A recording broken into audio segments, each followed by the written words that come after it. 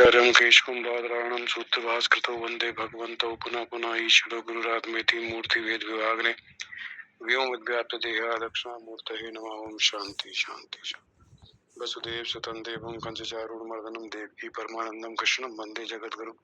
नमस्ते रामचंद्राय माधवाय नमो नमः। गोविंदाय नमस्तुभ्यं नमस्ते परमात्मने अद्वैत ब्रह्म रूपाय ज्ञान गम्याय ते नमः। नमः पूर्णाय रम्याय माधवाय चिदात्मने ओम श्री परमात्मने नमः। श्रीमद् भगवद गीता भुवन व्यतीतानि जन्मानि तच्चार्जुन तान्यं वेद सर्वाणि नेतुं वेद परन्तप अजो अपि सन्नोव्यात्मा भूतानां ईश्वरपि सन् प्रकृतिं स्वामधिष्ठाय सम्भवात्माया यदा यदा हि धर्मस्य ग्लानि भक्तिवार्ता अभ्युत्थान धर्मस्य तदात्मानं सृजाम्यहं। परित्राणाय साधूनां विनाशाय च दुष्कृतां धर्म संस्थापनार्थाय सम्भवामि युगे युगे। जन्म कर्म च मे दिव्यम् एवं यो वेत्ति तत्तथा त्यक्ता देहं पुनर्जन्म नैति मामेति सोऽर्जुन भीतराग्भया क्रोधा मनमया मामुपाश्रिता देवो ज्ञान तपसा पूता मध्वा मागता ये धामां प्रपदन्ते तांस्ते भजाम्यहं मम वर्तानुवर्तन्ते मनुष्या पा सर्वसा। जय श्री। भगवान शंकराचार्य ने गीता का जो भाष्य से पहले लिखा है उसमें कहते हैं, देखो एक बात कामनाओं की बात आ रही थी। कहते हैं बहुत काल के बाद जब धर्म अनुष्ठान करने वालों के अंतःकरण में कामनाओं का विकास होने से, धर्म अनुष्ठान करने वाले मतलब धर्म का अनुष्ठान करने वाले जो व्यक्ति हैं उनके अंतःकरण में कामनाओं का विकास होने से विवेक विज्ञान का ह्रास हो जाना। मतलब कामनाओं का विकास होने से विवेक का ह्रास होता है, जिसकी उत्पत्ति का कारण है ऐसे अधर्म से धर्म दबता जाने लगा। मतलब कामनाओं से विवेक विज्ञान की कमी होने लगी, जिसकी उत्पत्ति का कारण है ऐसे अधर्म से धर्म दबता जाने लगा और अधर्म की वृद्धि होने लगी। तब जगत की स्थिति सुरक्षित रखने की इच्छा वाले वो आदिकर्ता नारायण नामक विष्णु भगवान भूलोक के ब्रह्म की मतलब आता है वसुदेव जी के यहाँ देवकी के गर्भ से अपने अंश में श्री कृष्ण के रूप में प्रकट हुए। तो यहाँ जो अधर्म की बात आती है ना, अधर्म जब बढ़ता है तो यहाँ देखो कितना बढ़िया लिखा है, धर्मानुष्ठान करने वाले के अंतःकरण में कामना मतलब कामना जो है ना उससे अधर्म क्या होता है, कामना से विवेक लगता है। जो कामना कर्म में लगती है, सकाम भाव से कर्म कराती है। जो सकाम भाव से कर्म कराती है कामना, तो व्यक्ति धर्म अधर्म को नहीं देखता। अपनी कामना की पूर्ति के लिए किसी का हित हो या अहित हो, उसे बस एक ही रहता है कि मुझे कामना की पूर्ति करनी। तो उससे वो धर्म अधर्म नहीं देखता, तो उससे अधर्म बढ़ने लगता। तो भगवान कहते हैं तब मैंने कृष्ण के रूप में अधर्म के लिए। और गीता का वो कहते हैं कि मैंने व्याख्या क्यों की है, इसका रीजन देते हैं कि इसका अर्थ प्रकट करने के लिए अनेक पुरुषों ने इसकी अनेक विस्तृत व्याख्या की है। तो भी लौकिक मनुष्यों द्वारा, जो सांसारिक मनुष्य हैं उनके द्वारा गीता शास्त्र का अनेक प्रकार से परस्पर अत्यंत विरुद्ध अनेक अर्थ ग्रहण किए जाते देखकर और उसका विवेक पूर्वक अर्थ निश्चित करने के लिए मैं संक्षेप से व्याख्या करूं। ये भगवान शंकराचार्य कि लौकिक मनुष्यों ने बहुत तरह से इसकी व्याख्या की है, लेकिन परस्पर विरुद्ध अनेक अर्थ ग्रहण किए जाते देखकर मैं इसकी संक्षेप में व्याख्या करूंगा। गीता शास्त्र का प्रयोजन परम कल्याण अर्थात कारण सहित संसार की अत्यंत उपरति रूप है, संसार से उपराम हो जाना। कहते हैं अनुगीता में कहा है कि ब्रह्म के परम पद को मतलब मोक्ष को प्राप्त करने के लिए ये जो गीतोक्त ज्ञान निष्ठा रूप धर्म ही सुसमर्थ है।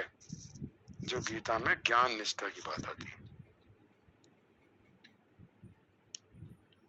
दूसरे कहते हैं इसके सिवा नैव धर्मी न चाह धर्मी, जो न धर्मी न अधर्मी और न शुभ न अशुभ, मतलब जो ना जो भगवान ने कहा सर्वधर्मान परित्यज्य, तो कहते हैं ना तो धर्मी ना अधर्मी ना शुभ ना अशुभ, तथा जो कुछ भी चिंतन ना करता हुआ तुष्णी भाव से एक जगत के आधार ब्रह्म में लीन हुआ करता है, वही उसको पाता है। तभी भगवान ने सर्वधर्मान परित्यज्य बात की। तो ये भगवान कहते हैं कि इसका जो उद्देश्य है वो परम कल्याण का उद्देश्य है भगवत गीता। तो छठे अध्याय के 18वें श्लोक में भगवान कहते हैं, ये उपनिषद में भी आया, केनोपनिषद में, यदा विनियतम चित्तमा आत्मन्येव प्रतिष्ठते निस्पृहा सर्व कामेभ्यो युक्त इत्युच्यते तथा। जिस वक्त विनियतम अच्छी तरह नियत किया हुआ, अच्छी तरह वश में किया हुआ जो चित्त है, आत्मन्येव अभितिष्ठते, अपनी आत्मा में मतलब अपने स्वरूप में स्थित हो जाता, अपने स्वरूप में स्थित हो जाता। कौन? चित्त। चित्त जब आत्मा में स्थित होता है या मन आत्मा में स्थित होता है तो उसको कहते हैं मन लीन हो गया, मन या चित्त उपराम हो गए। एकाग्र नहीं है, मतलब एकाग्र शब्द नहीं आया, उपराम शब्द आता।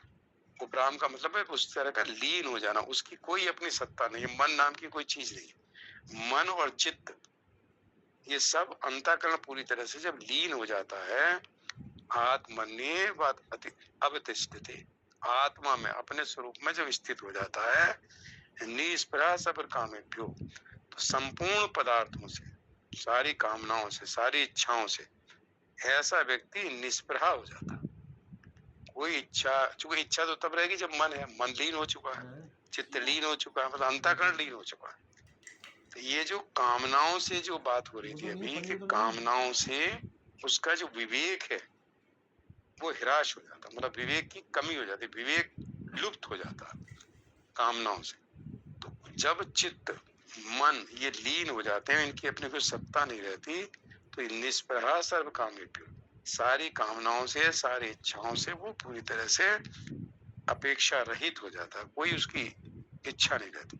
ऐसा व्यक्ति युक्त इत्युच्यते तथा, ऐसा व्यक्ति वो योगी है और नित्य आत्मा में स्थित है, मतलब ब्रह्म को प्राप्त है।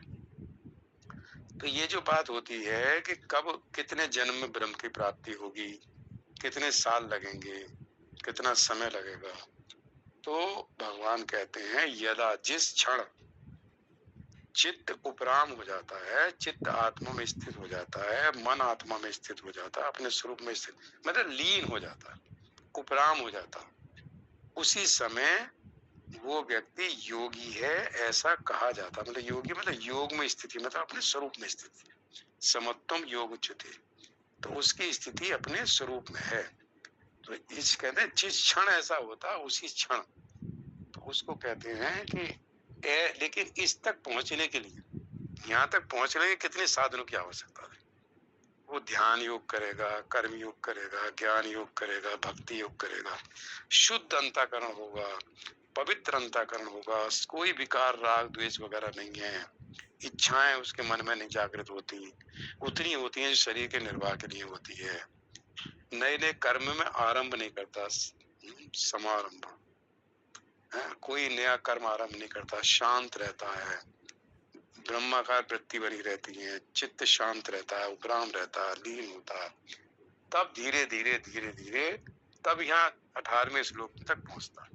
इससे पहुंचने से पहले कितने साधन की आवश्यकता, जो 12वें अध्याय में ये ऐसा भक्त मुझे प्रिय है, वो जो गुण दे रखे हैं, जो ज्ञान के साधन दे रखे हैं, जो दैवी संपदा दे रखी है, वो सब इसके अंदर आ गई। तब इसका मन बुद्धि चित्त इसके लीन होते, तब उपराम होते, तब इसकी स्थिति अपने आत्मा में, मतलब वहां पहुंच के होती।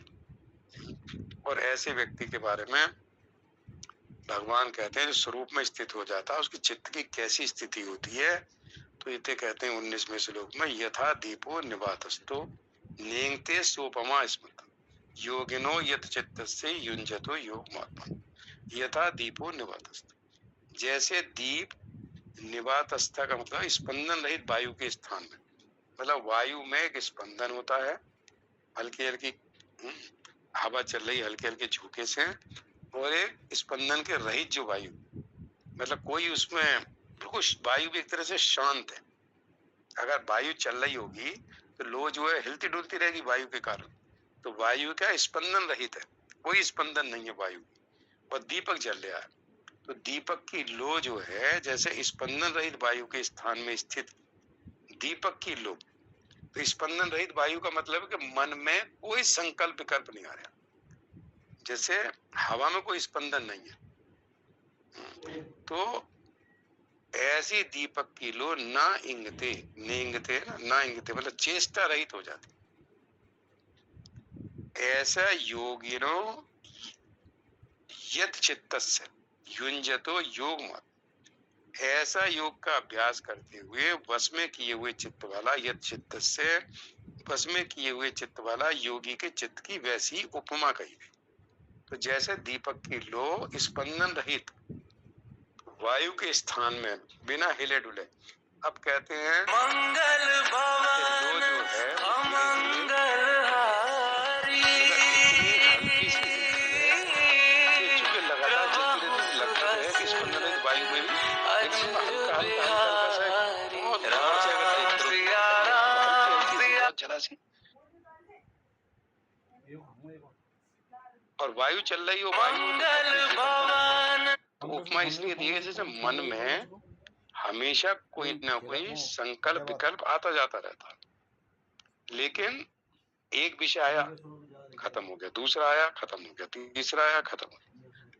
तो विषय तो आते जाते रहते हैं, लेकिन लगता है कि मन पूरी तरह से अखंड है, मतलब खंड नहीं है कि विषय आया तो अब मन है। तो कहते हैं मन में लगातार संकल्प विकल्प आते रहते हैं, लेकिन फिर भी मन एक सा लगा रहता है, आते रहते हैं जाते रहते हैं, लगातार चलता रहता है नदी के पानी की तरह। तो इसलिए चित्त को वो कहते हैं, राम सुखदास जी ने लिखा कि पर्वत की उपमा क्यों नहीं दी, दीपक की लौ की उपमा क्यों दी है कि पत्थर की तरह जैसे पर्वत का शिखर है तो वो तो पूरी तरह स्थिर न हिलता न डुलता, तो उससे चित्त की स्थिति क्यों नहीं दी।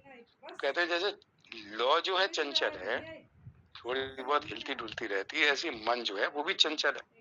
पहाड़ जो है वो तो पूरी तरह स्थिर अचल है, तो ऐसा मन नहीं है, मन में भी चंचलता रहती है लौ की तरह, जैसे दीपक की लौ में चंचलता रहे। इसलिए दीपक की लौ और मन चित्त जो है, इसलिए उनको दोनों को समान रूप से उपमा के लिए दिया है। तो जैसे कहते हैं जैसे दीपक की लौ में प्रकाश रहता है, ऐसे योगी के चित्त की परमात्म तत्व में जागृति रहती है, जैसे परमात्म तत्व की जागृति योगी के चित्त में बनी रहती है।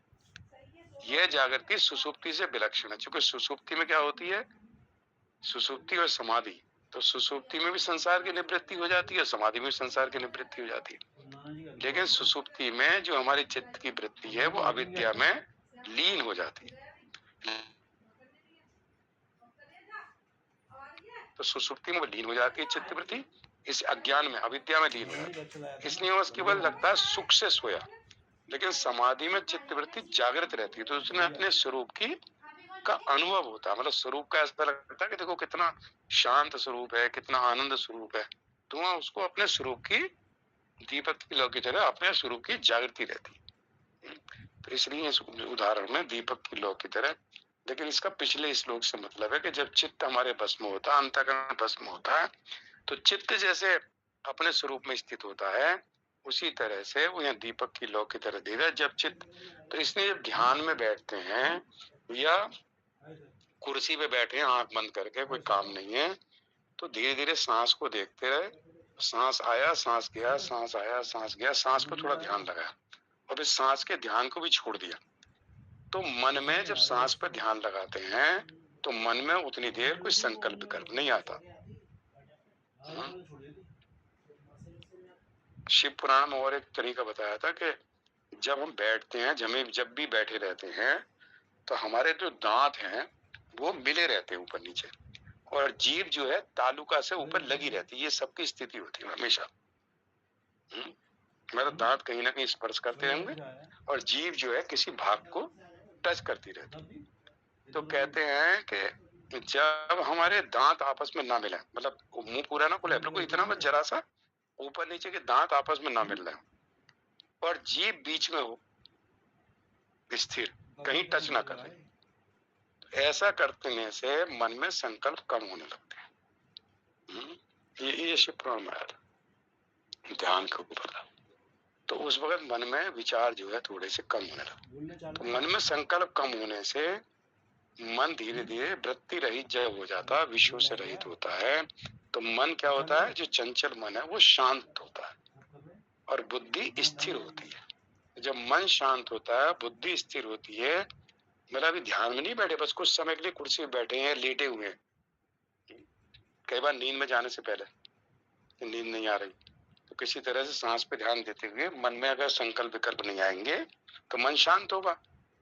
मन अगर कुछ देर शांत होगा नींद आने लगेगी, नहीं तो मन में दिन भर की तमाम बातें आती रहती है। जब बातें आती रहती मन में तो नींद नहीं आने देता। नींद तभी आती है जब मन धीरे धीरे थोड़ा सा उसमें विषय आने कम हो, या बहुत ज्यादा थका हो तो कोई विषय नहीं आता। तो इसको भगवान ने दीपक से उदाहरण दिया 19वें श्लोक में, और 20वें श्लोक में बताएंगे जिस अवस्था में पूर्णता प्राप्त हो जाती है तो उस अवस्था में क्या होता है। तो ये धीरे धीरे हमें अपने मन को ही देखना है। मन जो है विश्व में संसार में घूमता रहता है, कैसे ही उपराम होगा और कैसे मन शांत हो, मन में संकल्प विकल्प कमाए। ऐसा हमें दिन में 2-4 मिनट को कुर्सी पे बैठे हैं या लेटे हुए दोपहर में, शाम को, रात को, अब थोड़ी देर सोएंगे तो मन को धीरे धीरे सांस पे कंसंट्रेट करके और मन में संकल्प विकल्प कमाए तो मन में एक शांति का अनुभव होता है, थकान कम होती है और नींद आ जाती है और नींद अच्छी आती है। ओम पूर्णमदः पूर्णमिदं पूर्णात् पूर्णमुदच्यते पूर्णस्य पूर्णमादाय पूर्णमेवावशिष्यते। ओम शांति शांति। श्री कृष्ण अर्पणमस्तु। हरि ओम तत्सत्। जय श्री कृष्ण।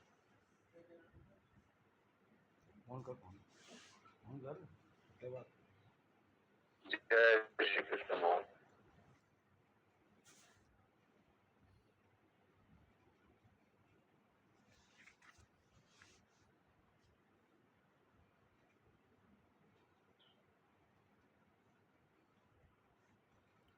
आवा माता जी भजन सुनाइए छोटा सा एक।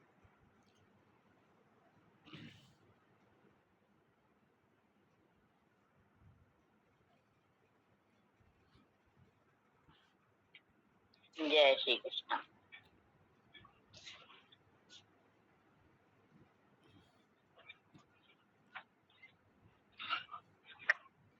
गुरु नाम को रटने रे बंदे, गुरु नाम को रटने रे बंदे, जीवन है बस थोड़ा, जीवन है बस थोड़ा, कि दौड़ा जाए रे समय का घोड़ा, कि दौड़ा जाए रे समय का घोड़ा।